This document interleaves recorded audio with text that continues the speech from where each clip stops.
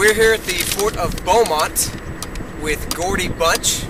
He's running for Texas State Senate, District 4. Mr. Bunch, can you tell us where District 4, where the boundaries are? Sure. District 4 starts all the way over in the west, Montgomery County, just a little bit past Magnolia, and comes all the way east to the Port of Beaumont. So we are here at the farthest east and more easternmost point of this district. It has all of Jefferson County, all of Chambers County, the Bolivar Peninsula and Galveston County, the Kingwood, Humble, Atascocita areas of Harris County, and then the Woodlands, Conroe, Magnolia, New Caney areas in Montgomery County. So, the Port of Beaumont, can you tell me a little bit about the Port of Beaumont, its importance? Sure. The Port of Beaumont strategically is a huge asset not only to the state of Texas but also to the entire country. In the Port of Beaumont, you have 100% of all of our military assets are deployed through this port. Whether they're going to Afghanistan or they're going to another theater, all that traffic comes through here. We also are, combined with Port Arthur, the fourth largest port in tonnage, import-export in the United States.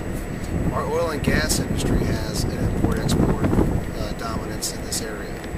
The economy of our country runs right now on the oil and gas boom, and the Port of Beaumont is at the epicenter. With the Port of Beaumont being the biggest port for the military in the world, how does your experience in the military, how will that correlate to your understanding of how to protect this port and the importance of protecting this port? Yeah, I served in the United States Coast Guard, and our job was to protect our ports and our economic interests surrounding the United States. This is a huge homeland security area where the Keystone Pipeline is going to be ending south of here in Port Arthur. We have the military deployment of all these assets to go out into theater, and the homeland security needs to be coordinated with the United States Coast Guard, Jefferson County Sheriff's Department, the Port of Beaumont Police Department.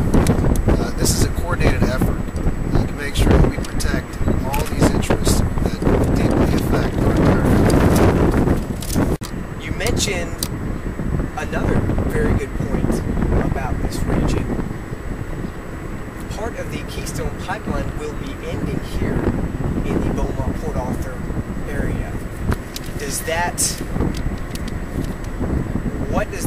What kind of impact will that have on the port as far as expanding it? What will need to be done to accommodate this boom that will be coming here to Southeast Texas? There's really two things that are happening in this region of our state. With the petrochemical industry being here, and you have the refineries that are taking the heavy crude that will be coming in from the Keystone Pipeline and turning that into various products. Currently, we have 20% of all unleaded gas in our country is refined in this area. We have almost 30% of all diesel fuel that's refined in this area, and 100% of our aviation military jet fuel is refined here. With the increased flow of crude oil coming into the area, this can be one of those parts of our country where we start exporting our energy. Imagine other countries fueling up on our gas that came out of this region. We also have the ability, as the Port of Beaumont is making investments, to quadruple its rail lines, and that would allow them to move in cargo and out cargo much quicker. The Panama Canal currently is being expanded. It's called the Panamax project. That's going to increase the cargo of the ships that come into this port from right now a maximum of 4,000 containers up to 12,000 containers. That could create several thousand jobs in the area that would just be a benefit not just to the Jefferson County economy, but also the surrounding communities as well as our state. As a veteran, we spoke earlier, and you had mentioned that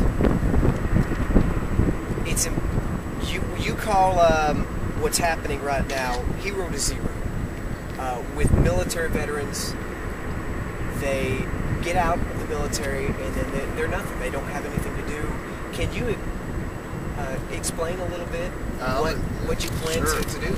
A couple of things. I'll personalize the experience. When I walked off my ship in Adak, Alaska, I had my sea bag full of everything that I owned, and I got handed a DD-214, which is my military record summarizing 4 years of active duty service. Unfortunately, all that activity and education and experience didn't translate into civilian employment. I only owned jeans, t-shirts, and military clothes, and there really wasn't a transition plan to move me from gainfully employed in the military to gainfully employed in the civilian world. I think we need to look at all of the education and training and applied knowledge that our veterans actually demonstrate day in and day out in their service, and get that converted into college credits, certificates, and licensing for the trades, so when they actually exit the military, they're employable day one. And I think that we can do a much better job of making sure our veterans know that this country appreciates them and loves them, and that they are a vital part of our future. Speaking of the future, you told me that one of your themes for your campaign is our greatest generations should always be in our future. Can you go into that in a little more detail? When I mentioned that our greatest generations should always be in our future, that's on the premise of what we all acknowledge currently as the greatest generation, our World War II era veterans. In World War II, we had 15% of all able-bodied men serving in our military to protect our country. We had women come out and join the workforce for one of the first times in our history. The whole country came together and put the country first. Today, we don't see that as much. Today, we have less than 1% of our able-bodied men serving in any capacity. And I really fear for our country as our legislators and our politicians are moving farther away from that background and experience of having served the country. Decisions are being made that if you had a government body comprised of more veterans, those decisions would never be made. You would never make decisions to cut our military back to pre-World War II levels. You would never be looking at how you can cut a Homeland Security agency like the Coast Guard by 25% recently in the midst of terrorism, with the actions that are going on right now in the Ukraine. If you had more veterans in the Senate, in Congress, in the White House, or in our Texas legislature, we would have things like in-state tuition for veterans and or their families when they're actually stationed here. I find it very interesting that we have in-state tuition for illegal aliens.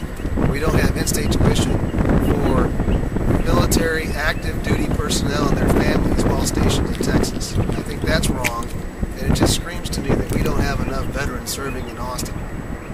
Can you talk about two things? Your business experience, how you started a business and brought it to where it is today, and how that will help this, not only this district, because Beaumont Port Arthur especially doesn't have a great unemployment rate, but also the state. Yeah.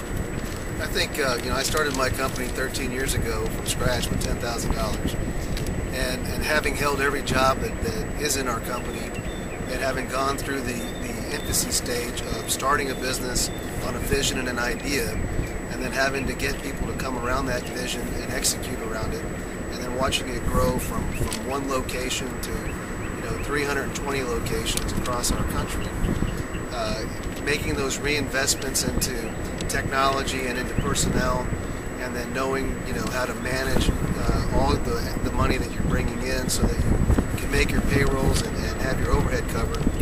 That makes you have a lot different opinions about some of the rules and regulations that are imposed upon us. We have a thing in Texas that came out in 2006 called the franchise tax. It did not exist when I started my company, and what that was for was to expand who paid tax.